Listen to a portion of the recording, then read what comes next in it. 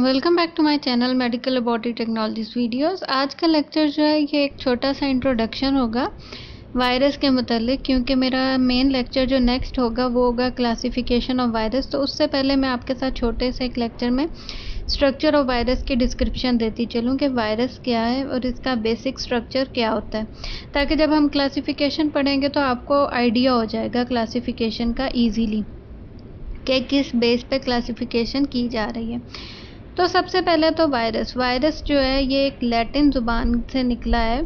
इसका मतलब होता है पॉइज़न।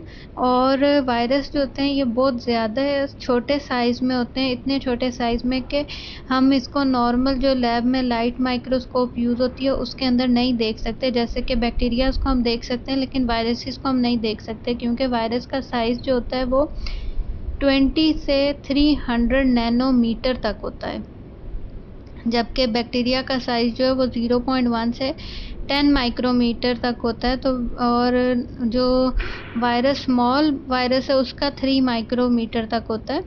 तो इस वजह से वायरसेस को जो है इलेक्ट्रॉन माइक्रोस्कोप के ज़रिए ही देखा जाता है और लाइट माइक्रोस्कोप के ज़रिए ये हम नहीं देख सकते हैं।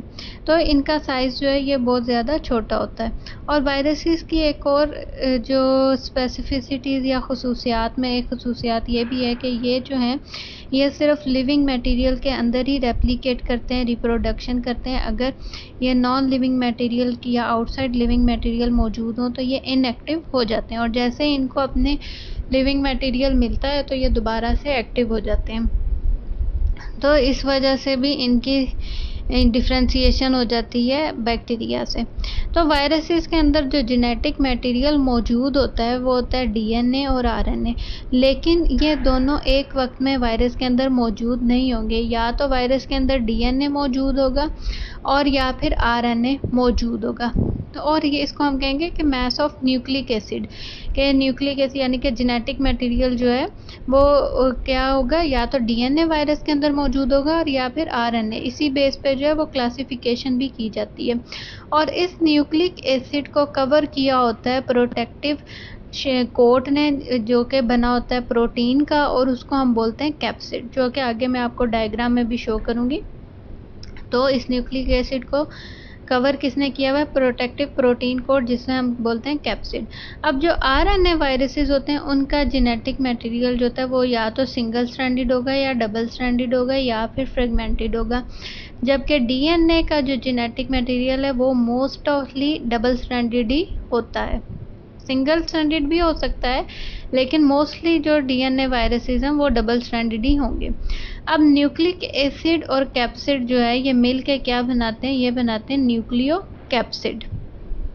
अब ये जो कैप्सिड हैं ये किस तरह बनते हैं? कैप्सिड बनते हैं कि number of identical small units जो हैं ये कंबाइन होते जाते हैं और ये एक पैटर्न बना लेते हैं। इनको हम बोलते हैं कैप्सोमेर्स, यानी कि जो सिंगल आइडेंटिकल यूनिट्स हैं उन्हें हम कैप्सोमेर बोलते हैं। और वो कैप्सोमेर्स कंबाइन होके क्या बनाते हैं? कैप्सिड। और इस कैप्सोमेर या कैप्सिड की शेप पे ही हम जो है क्लासीफाई करते हैं वायरसेस को। अब वो कैप्सिड सिमेट्री किस तरह की होती है? या तो वो आइकोसाहेड्रल होंगे या फिर वो हेलिकल शेप होंगे या फिर वो उनकी जो सिमेट्री होगी वो कॉम्प्लेक्स होगी। तो एक तरह से हम ये भी कह सकते हैं कि जो पैटर्न ऑफ कैप्सिड है वो एक तरह से इम्पॉर्टेंट फीचर है वायरसेस को क्लासीफाई करने के लिए। अभी तक हमने क्या पढ़ा कि virus is a Latin word which mean poison. Viruses are too small to be seen by the light microscope, measuring only 20 to 300 nanometer or 0.0 to 3 micrometer in size. They can however be seen by electron microscope. All viruses consist of a mass of nucleic acid, DNA or RNA surrounded by a protective protein coat called capsid. For RNA viruses, genome can be single-stranded, double-stranded or fragmented, and the genome of DNA viruses is double-stranded. The nucleic acid together with capsid form the nucleocapsid, and the capsid consists of number of identical units called कैप्सोमेयर्स। और वो capsid symmetry क्या? आइकोसाहेड्रल, जिसमें capsomere इस तरह arrange होंगे कि आइकोसाहेड्रल shape होगी आइकोसाहेड्रल symmetry का मतलब ये है कि कैप्सोमेयर्स जो हैं वो इस तरह अटैच होंगे कि कैप्सिड की जो शेप होगी वो आइकोसाहेड्रल होगी, यानी कि उन्होंने न्यूक्लिक एसिड को इस तरह सराउंड किया हुआ होगा कि वो आइकोसाहेड्रल शेप के अपीयर होंगे, या स्फेरिकल भी हम कह सकते हैं। अब हेलिकल किस तरह के होंगे कि हेलिकल वायरसेस जो हैं उनके कैप्सोमेर इस तरह अरेंज होंगे कि स्पाइरल ऑफ न्यूक्लियस जो है उन्होंने कवर किया होगा हेलिकल शेप में। हेलिकल शेप या तो स्फेरिकल होगी या एलोंगेटेड होगी या फिलामेंटस होगी। और कॉम्प्लेक्स का मतलब ये है कि कैप्सिड सिमेट्री ना ही हेलिकल होगी और ना ही आइकोसाहेड्रल होगी।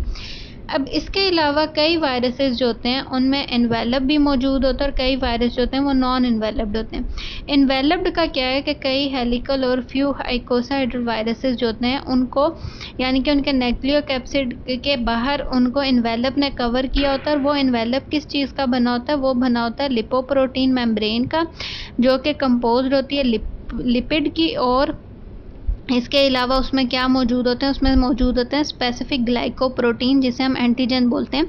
और ये ग्लाइकोप्रोटीन जो होते हैं ये प्रोजेक्ट किए होते हैं outside of surface of envelope.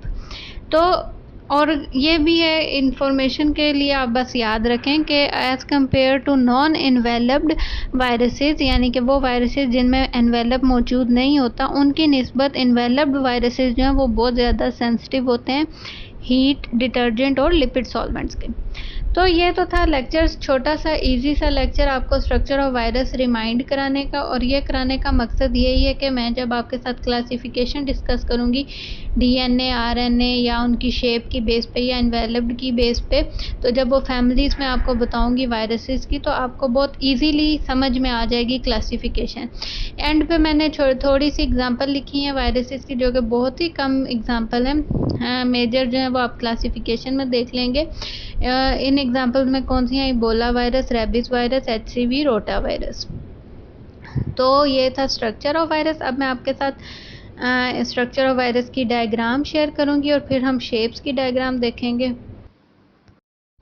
अब आप इस डायग्राम को गौर से देखें तो सेंटर में न्यूक्लिक एसिड जीनोम है, जो कि आइदर डीएनए होगा या आरएनए होगा, और इसको सराउंड किया हुआ है प्रोटीन कैप्सिड ने, जो कि बना होता है कैप्सोमेयर्स का। और फिर मैंने बताया कि कई होते हैं वायरसेस जो इन्वेलप्ड होते हैं, और वो इन्वेलप्ड वायरस जो होता है वो उसका सराउंडिंग में जो इन्वेलप्ड वायरस किसका बना होगा? लिपिड्स का। और ये स्पाइक प्रोजेक्शन जो आप देख रहे हैं ये क्या है? ये हैं ग्लाइकोप्रोटीन्स, जो कि मैंने बताया था कि स्पेसिफिक ग्लाइकोप्रोटीन जो है वो मौजूद होती हैं।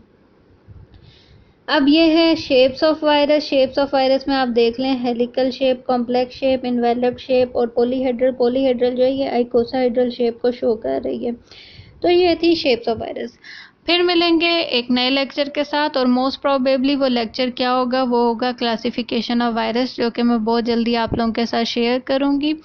तब तक अपना बहुत ख्याल रखिए और thank you so much for supporting, keep supporting.